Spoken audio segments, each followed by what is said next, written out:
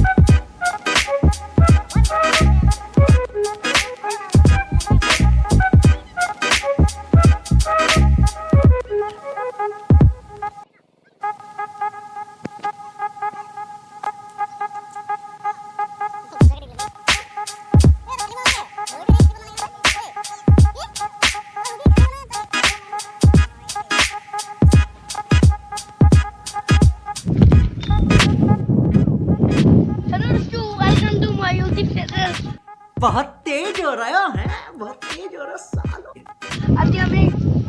আজি আমাৰ বিশ্ব পৰিৱেশ দিৱস আজি আমি ফিল্ডত আহিছোঁ আমাৰ ভাইটি মামা আমাৰ লগিং কৰিছোঁ। अरे कहना क्या चाहते हो?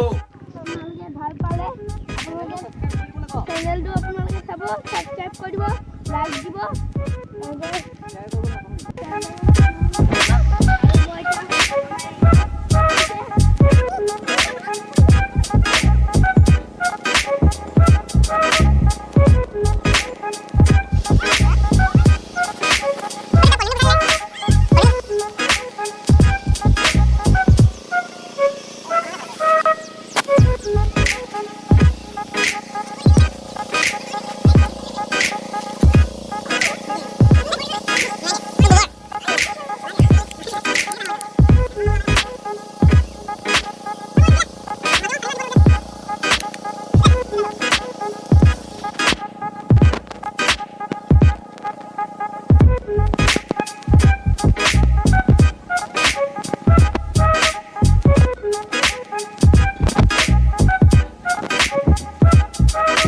जनता माफ नहीं करेगी।